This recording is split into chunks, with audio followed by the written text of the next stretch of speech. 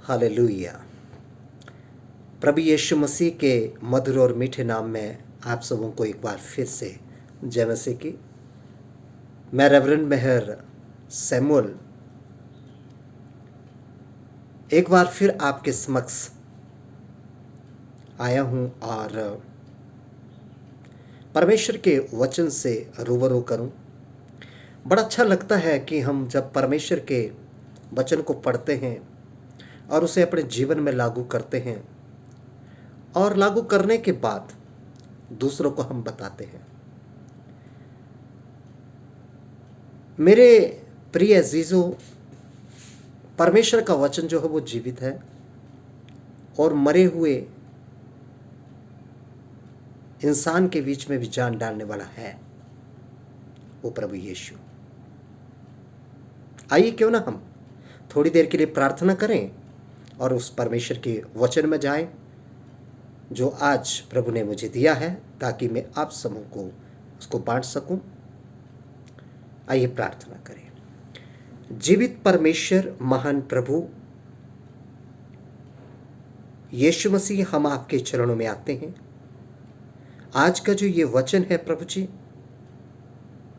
आप इसे 30 गुना, 60 गुना और 100 गुना फल दीजिए पिता, जो आपने मुझे बताया ताकि मैं तेरे लोगों को बता सकूं और वो उसके अनुसार कर सके। धन्यवाद पिता आज की प्रार्थना के लिए। मेरे होंठों को, जीवों को छू लीजिए। जो सुनने वाले जो लोग हैं उनके हृदय को टच कीजिए, उनके कानों को स्पर्श कीजिए ताकि वो सुन सके और अपने जीवन में इस वचन को लागू कर सके। धन्यवाद पिता प्रार्थना सुनने के लिए। प्रार्थना यीशु के नाम से मांगते हैं, आमीन। सर्वशक्तिमान परमेश्वर का हम धन्यवाद करते हैं क्योंकि परमेश्वर महान है, सामर्थ्य है। आज का जो वचन है वो वचन इस प्रकार से है कि लूका रचित सुसमाचार उसका 18 अध्याय उसका 1 से लेकर 8 तक जब हम उसमें मनन करते हैं परमेश्वर के वचन में, तो वो सच में मैं वो वचन अपने लिए पढ़ता हूं और मुझे लगता है कि अगर ये लोगों को दें तो परमेश्वर का आत्मा हमसे बात करता है और मैं फिर लोगों के बीच में इसको प्रस्तुत करता हूं। मेरे ये वीडियो बनाना ये नहीं है कि मैं अपने आप को फेमस हूं या फेमस होकर आगे बढ़ूं या अपने आप का मैं प्रचार करूं, नहीं, परंतु मेरा इस वीडियो को बनाने का ये मकसद है कि जो मैंने पाया है वो आप लोग भी इसे पाएं और जानें कि प्रभु यीशु मसीह क्या हमसे बात करना चाहते हैं। प्रिय साथियों, ये जो लूका रचित सुसमाचार उसका 18 अध्याय उसका 1 से लेकर 8 तक जो एक दृष्टांत के द्वारा, एक विधवा के दृष्टांत के द्वारा प्रभु यीशु मसीह हमसे कुछ कहना चाहते हैं, उसमें लिखा कि फिर उसने इसके विषय में कि नित्य प्रार्थना करना और यहाव ना छोड़ें। पहली बात इसमें बहुत ही अच्छी बात बोली है, मैं आज इस बात पर बोलूंगा कि नित्य लगातार प्रार्थना करना और यहाव ना छोड़े, अपना विश्वास ना छोड़े, हिम्मत ना छोड़े, साहस ना छोड़े। नित्य जो आप प्रार्थना कर रहे हैं, लगातार जो आप रात दिन प्रार्थना करते हैं कि उसको आप ना छोड़ें और ना उस पर जो आप विश्वास करते हैं, यहाव करते हैं, आप उस पर सचमुच अपना ध्यान केंद्रित रखें। और उसने ये दृष्टांत कहा है। किसी नगर में एक न्यायी रहता था। न्यायी का मतलब एक जज रहता था। जो जज किसी का केस लग जाए तो उसकी जजमेंट देता था और जो ना तो परमेश्वर से डरता था, मतलब एक नास्तिक जैसा था, पढ़ा लिखा बंद था, जज था, कानून के ऊपर भरोसा मानने वाला व्यक्ति था, और ना वो किसी मनुष्य की परवाह करता था, ना तो वो किसी व्यक्ति की प्रभाव ही नहीं मारता था कि कोई व्यक्ति क्या करता है क्या नहीं करता है। उसको जो अच्छा लगता वही करता था क्योंकि वो एक पढ़ा लिखा इंटेलिजेंट व्यक्ति है, जज है, न्याय करने वाला है। और तीसरे में लिखा कि उसी नगर में एक विधवा भी रहती थी और उसी नगर में, उसी शहर में एक विधवा जिसका पति मर चुका है, वो रहा करती थी, जो उसके पास आकर कहा करती थी, मेरा न्याय मुझे मुद्दई से बचा। कि हे जज साहब, कि मेरा जो न्याय है, मेरा जो हक है, जो मेरा जो बनता है, उसका न्याय चुका दीजिए, आपकी बड़ी मेहरबानी होगी। मुझे इस मुश्किलातों से बचा दीजिए। चौथे में कहते कि कुछ समय तक तो वह ना माना, परंतु अंत में मन में विचार कर कहा, यद्यपि मैं ना परमेश्वर से डरता और ना मनुष्य की कुछ परवाह करता हूं, तो भी ये विधवा मुझे सताती रहती है, इसलिए मैं उसका न्याय चुकाऊंगा। कहीं ऐसा ना हो कि घड़ी घड़ी आकर अंत को मेरी नाक में दम कर दे। हालेलुया। मेरे प्रियो, ये बात तो एक बहुत बड़ी बात यहाँ पर एक वो व्यक्ति कह रहा है जो नास्तिक है और वो किसी से नहीं डरता है, ना तो उसको कानून पूरा आता है, संसार में रहता है और उसको किसी भी मनुष्य से कोई परवाह नहीं है, वो डरता नहीं है। और वो एक विधवा जिसका पति मर चुका, उसका जो सहारा था पति वो मर चुका है, बेसहारा थी और बार बार उस जज के पास जाती थी कि मेरा न्याय चुकाइए, मेरा न्याय चुकाइए, मेरा इस मुश्किल घड़ी से मुझे निकाल दीजिए, मुझे इस परेशानियों से निकाल दीजिए, मेरा न्याय कर दीजिए, फैसला कर दीजिए। लेकिन वो नहीं मानता है, वो उसकी बात को टाल देता है और बार बार जाती थी और वो गुस्से होता था कि चले जा, कुछ नहीं होगा, मैं नहीं जानता हूँ कि तू कौन है। वो बोलती होगी कि सचमुच परमेश्वर से डरिए, परमेश्वर का भय रखिए, मेरा इस काम को कर दीजिए। लेकिन वो जज नहीं मान रहा था, लेकिन वो कंटिन्यू उस प्रोसेस को कर रही है, कंटिन्यू उस बात को वो प्रार्थना रख रही है कि जज साहब प्लीज़ ये कर दीजिए, जज साहब मेरा न्याय चुका दीजिए, जज साहब मेरे लिए मेहरबानी कीजिए, जज साहब मुझे छुड़ा दीजिए इस केस से, मुझे न्याय दे दीजिए। लेकिन अंत में वो ही जज वो सोचने लगा, यार ना तो मैं उस जज ने जब उसके मन में विचार आया वो तो ना तो मैं किसी परमेश्वर से डरता हूँ, ना मैं किसी मनुष्य से डरता हूँ, मैं किसी की परवाह भी नहीं करता हूँ, और ना तो मैं तो भी ये विधवा मुझे क्यों सताती है, ये क्यों बार बार ऐसे बोलती रहती है और सताती है, इसलिए मैं ऐसा करता हूँ। हालेलुया। इसलिए मैं उसका न्याय चुकाऊंगा। मजबूर हो गया वो, जब वो बार बार जा रही थी वो जज ही मजबूर हो गया कि इसका न्याय चुकाना ही पड़ेगा। आमीन। हालेलुया। कहीं ऐसा ना हो कि वो घड़ी घड़ी आकर मेरे को यार तंग ना कर दे, हालेलुया, मेरी नाक में दम ना कर दे, इसलिए इसका न्याय मैं क्या कर देता हूं, मैं इसका न्याय कर देता हूं, इसके हक में ये फैसला कर देता हूं। मेरे प्रियो, आगे 6ठे वचन में लिखा कि प्रभु ने कहा सुनो। हालेलुया। बड़ी बात यहां पर परमेश्वर बात को बताना चाहते हैं, रहस्य बताना चाहता है कि कहते हैं प्रभु ने कहा सुनो, ये धर्मी न्याय क्या कहता है। हालेलुया। कहता सुनो, प्रभु यीशु ने कहा सुनो, ये अधर्मी न्याय क्या कहता है। धर्मी नहीं परंतु अधर्मी न्याय क्या कहता है, जो परमेश्वर को नहीं जानता। हालेलुया। न्याय क्या कहता है, इसलिए क्या परमेश्वर अपने चुने हुओं का न्याय न चुकाएगा? क्या परमेश्वर अपने चुने हुए लोगों का न्याय नहीं चुकाता? यहां पर ये बात को समझाना चाहते हैं, न्याय नहीं चुकाएगा जो रात दिन उसकी दुहाई देते हैं, जो रात दिन उसके साथ प्रार्थना करते रहते हैं, उसका नाम जपते रहते हैं, उसके नाम को लेते रहते हैं। क्या वह उसके विषय में देर करेगा? क्या उसको कभी देर करेगा? क्या उसकी प्रार्थना अनसुनी करेगा? क्या उसको देने में विलंब करेगा? नहीं, मैं तुमसे कहता हूं वह तुरंत उसका न्याय चुकाएगा। यीशु ने कहा कि ये तुरंत उसका न्याय चुकाया जाएगा। हालेलुया। तुरंत न्याय चुकाएगा, उसका न्याय चुकाएगा, यीशु उसका न्याय चुकाएगा। मैं तुमसे कहता हूं कि वह तुरंत उनका न्याय चुकाएगा। तो भी मनुष्य का पुत्र जब आएगा तो क्या वह पृथ्वी पर विश्वास पाएगा? उसके कहने का मतलब क्या है कि जब वो धरती पर आएगा तो क्या वो ऐसे लोग होंगे, ऐसे विश्वास करने वाले लोग होंगे? आज मेरे प्रियो, आज हम बहुत सारी बातें बोलते हैं, बहुत सारी डींगे मारते हैं, बहुत सारी सेवकाई को हम करते हैं, लेकिन व्यक्तिगत प्रार्थना ही नहीं है हमारे जीवन में।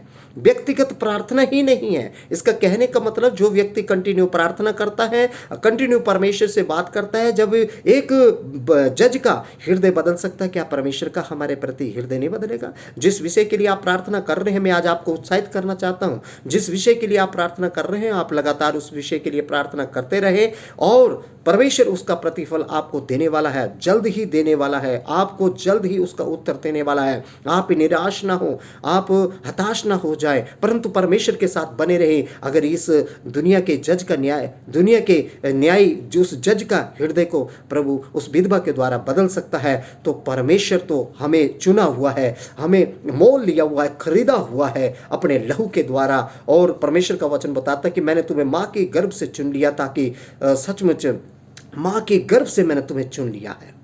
उसका चुनाव हमारा तब से है, अब से नहीं, तब से है चुनाव, जब हम अपनी माँ के गर्भ में थे, तब से हमें परमेश्वर ने चुन लिया। परमेश्वर का वचन बताता है, यूहन्ना 15:16 में लिखा है कि तूने मुझे नहीं चुना, परंतु मैंने तुम्हें चुना है। आमीन, हालेलुया। क्योंकि परमेश्वर ने हमें चुना है, परमेश्वर का चुनाव है। अगर हम कंटिन्यू प्रार्थना करते रहेंगे, कंटिन्यू प्रार्थना परमेश्वर के साथ बने रहेंगे, कंटिन्यू अपने विषयों को प्रार्थना प्रभु के आगे रखेंगे, क्या वो हमारी प्रार्थना को नहीं सुनेगा? परंतु यहाँ पर लास्ट में एक शब्द है, क्या ऐसे लोग हैं? हालेलुया। आखिर में 8वें वचन में लिखा कि मैं तुमसे कहता हूँ वह तुरंत उनका न्याय चुकाएगा। परंतु आखिर लाइन में लिखा है, तो भी मनुष्य का पुत्र आएगा तो क्या वह पृथ्वी पर विश्वास पाएगा? कि ऐसे व्यक्ति देखेगा, कि ऐसे व्यक्ति इस दुनिया में है जिनकी वो प्रार्थना सुने, जो कंटिन्यू प्रार्थना करते हैं, जो परमेश्वर के साथ खड़े रहते हैं, चाहे वो दुख में है, चाहे परेशानी में है, चाहे वो किसी भी घटना में घटने वाली परेशानी में क्यों न खड़े हैं? क्या वो खड़े हैं? ऐसे लोगों को परमेश्वर ढूंढना चाहता है। मेरे कहने का मतलब, जो लगातार प्रार्थना करते हैं, परमेश्वर के साथ बने रहते हैं, जो प्रभु के साथ खड़े रहते हैं, परमेश्वर उनके लिए जल्द ही अपने कार्य को करने के लिए तैयार करता है, असंभव को संभव करता है। मेरे प्रियो, आखिर में यही है कि परमेश्वर उन लोगों को ढूंढ रहा है जो परमेश्वर की वफादारी के साथ विश्वास में खड़े हैं। लगातार उन लोगों को ढूंढ रहा है परमेश्वर, उनको अपना दर्शन दे रहा है, उनको परमेश्वर आगे बढ़ा रहा है, परमेश्वर उनको आगे लेके जा रहा है। प्रिय साथियों, मैं यही कहूँगा कि आप कंटिन्यू अपनी प्रार्थना को बढ़ा दें। आप कंटिन्यू जो अपने देश के लिए प्रार्थना करें, अपने राज्य के लिए प्रार्थना करें, अपने डिस्ट्रिक्ट के लिए, अपने ब्लॉक के लिए, वहाँ के आस पड़ोस के गाँव के लिए, जहाँ वो लोग रह रहे हैं, उन लोगों के लिए प्रार्थना करें। पता नहीं, ऐसे बहुत सारे लोग हैं जो दुखी हैं, निराश हैं, हताश है, ना तो उनके पास खाना है, ना तो उनके पास पैसा है, कुछ नहीं है, लेकिन आप उनके लिए प्रार्थना करें कि परमेश्वर इन लोगों की आशीष दे, परमेश्वर उनके लिए रास्ता खोले, और ऐसे लोगों की प्रभु आपकी भी वो प्रार्थना सुनेगा। आमीन, हालेलुया। मेरे प्रियो, सच में धन्यवाद देता हूं आज के सुंदर वचन के लिए। अगर इससे आगे हम पढ़ते हैं, वहां पर एक फरीसी जो और दूसरा चुंगी लेने वाला व्यक्ति है, और सचमुच वो जब प्रार्थना कर रहे थे, एक मंदिर में प्रार्थना कर रहे होते हैं, और वो जो चुंगी लेने वाला जो व्यक्ति है, दो व्यक्ति हैं, जो चुंगी लेने वाला जो है वो भी वहां पर है, और फरीसी जो है वो क्या करता है, मैं आपको थोड़ी देर के लिए पढ़ देता हूं। फरीसी खड़ा होकर उस मंदिर में इस प्रकार से प्रार्थना करने लगा कि एक फरीसी था और दूसरा चुंगी लेने वाला। फरीसी खड़ा होकर यह प्रार्थना करने लगा, अपने मन में यह प्रार्थना करने लगा, हे परमेश्वर, मैं तेरा धन्यवाद करता हूं कि मैं दूसरे मनुष्य के समान अंधेर करने वाला नहीं हूं, मैं पापी नहीं हूं। अपने आप को बता रहा है परमेश्वर के सामने, मैं पापी नहीं हूं, मैं गलत करने वाला नहीं हूं, मैं अन्यायी नहीं हूं, मैं व्यभिचारी नहीं हूं, और ना मैं चुंगी लेने वाले के समान हूं। अपने आप को दूसरों से अच्छा बताने वाले लोग बता रहा था वो। ऐसी प्रार्थना वो परमेश्वर के सामने कर रहा था, बड़े घमंड से। और वो कहता है कि सप्ताह में 2 बार मैं उपवास करता हूं, मैं अपनी कमाई का 10वां हिस्सा भी देता हूं, बड़े घमंड से कह रहा था।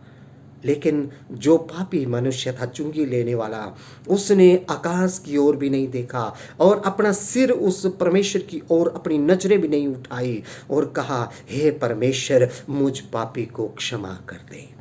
मेरे प्रियो, जो अपने इस दूसरी बात में सिखाते हैं, जो अपने आप को छोटा बनाते हैं, परमेश्वर उसको बड़ा बनाता है। जो अपने आप को नम्र कर देते हैं, परमेश्वर उनको ऊंचाइयों पर लेके जाता है। उस दीन विधवा को देखें, अपने आप को नम्र बनाया, अपने आप को दीन बनाया, और चली गई उसके पास। उसकी प्रार्थना को प्रभु ने सुना है, उसके हृदय को बदल दिया जज के। मेरे प्रियो, जो अपने आप को छोटा बनाएगा, परमेश्वर उसे अपने राज्य में बड़ा बना देगा। और मैं कहना चाहूँगा, जो अपनी बड़ाई करता है वो सचमुच वो फेल है। आज आप बड़े बड़े लीडर हो सकते हैं मसीह में, आप बड़ी बड़ी प्रार्थना करने वाले हो सकते हैं, बड़े बड़े पास्टर हो सकते हैं, लेकिन घमंड ना करें। मैं ये कहता हूँ, घमंड ना करें। परमेश्वर के राज्य की बुलाहट छोटे से छोटा दास है, उसकी भी कदर करें, उसके साथ खड़े हों, उसके दर्शन के साथ खड़े हों। कहीं ऐसा ना हो जैसे उस लुका 18:8 में लिखा, आखिरी लाइन में लिखा, तो क्या वह पृथ्वी पर विश्वास ऐसा पाएगा? क्या ऐसे लोग हैं? परमेश्वर ढूंढ रहा है। आज हमारी प्रार्थनाएं क्यों रुकी हैं? आज हमारे काम क्यों रुके हैं? क्योंकि हम किसी की कदर नहीं करते, हम किसी की वैल्यू को नहीं समझते, हम उसके कामों को नहीं समझते, चाहे वो थोड़ा ही काम है, लेकिन वो परमेश्वर के राज्य के लिए है, तो आपने उसका सहयोग देना चाहिए, आपने उसके साथ होना चाहिए। मैं आपसे विनती करना चाहता हूँ, हिमाचल क्रिश्चियन कम्युनिटी के द्वारा मैं रेवरेंड मेहर सैमुअल एक बार आपको बताना चाहते कि हिमाचल क्रिश्चियन कम्युनिटी हमारे समाज की कम्युनिटी है। आप लोगों से मेरा निमंत्रण है, तमाम पास्टरों से, तमाम लीडरों से, एल्डरों से, वो इस कम्युनिटी का सहयोग दें, परमेश्वर के राज्य को बढ़ाने के लिए हमारा साथ दें और भरसक साथ दें, ताकि हम परमेश्वर के राज्य को आगे बढ़ा सके, परमेश्वर के कार्य को बढ़ा सके। कंटिन्यू प्रार्थना मेरी आपके साथ बनी है, तमाम चर्चों के लिए आप भी आइए, इस वचन के द्वारा आप प्रभु आपको आशीष देगा, क्योंकि परमेश्वर ऊंचा करने वाला है। परमेश्वर ने जिस किसी को भी कहीं पर भी बिठाया है, चाहे वो पास्टर है, चाहे लीडर है, चाहे एल्डर है, चाहे वो कोई भी है, लेकिन वो परमेश्वर ने ठहराया है, उसका न्याय परमेश्वर करेगा, तुम नहीं। तुम पॉलिटिक्स मत करना, मैं आज कह रहा हूं, क्योंकि परमेश्वर उसका न्याय देने वाला है। परंतु आप उसके साथ मिल जाएं, परंतु उसके साथ आगे बढ़ जाएं और एक समाज होने के नाते यीशु के नाम में बढ़े। धन्यवाद। आप हमारी क्रिश्चियन कम्युनिटी के लिए प्रार्थना करें। आइए, मैं सभी लोगों को प्रार्थना करता हूं। पिता परमेश्वर, हम तेरा शुक्र करते, तेरा धन्यवाद, तेरी तारीफ करते प्रभु, आज के सुंदर वचन के लिए। जो कंटिन्यू प्रार्थना करते हैं प्रभु, उन 10 लोगों की तू प्रार्थना सुनते हैं और उत्तर देते हैं। दूसरे में बताया प्रभु, जो अपने आप को छोटा करेगा, परमेश्वर तू उन्हें बड़ा करेगा। हालेलुया। जो अपने पापों को क्षमा मांग लेते हैं पिता परमेश्वर, उन्हें तू प्रभु जी माफ कर देता और आगे बढ़ा देता है। धन्यवाद पिता, आपने हमारी प्रार्थना को सुना है और उत्तर दिया, इसके लिए धन्यवाद। हिमाचल क्रिश्चियन कम्युनिटी को तेरे हाथ सौंपते, तमाम टीम को तेरे हाथ सौंपते, उनके तमाम हर एक बातों में तू आशीष करे। Thank you. सारी बातें जितने भी सुन रहे इस वीडियो को, उन सबों को तू आशीष करे प्रभु जी, उनके परिवार बाल बच्चों में आशीष करे प्रभु। उत्साहित होकर अपने कार्य में लग जाए प्रभु जी, और कंटिन्यू प्रार्थना करने में लग जाए, फिक्रे चिंता को छोड़ते हुए तेरे साथ बन जाए। थैंक यू, क्योंकि तू स्वर्ग से झुककर प्रार्थना को सुनने वाला प्रभु है। Thank you. हमारी प्रार्थना को सुनने के लिए प्रार्थना यीशु के नाम से मांगते, सुनो कबूल करें। आमीन, आमीन, आमीन। Thank you. आप सबों को एक बार फिर मेरी ओर से जय मसीह की। धन्यवाद।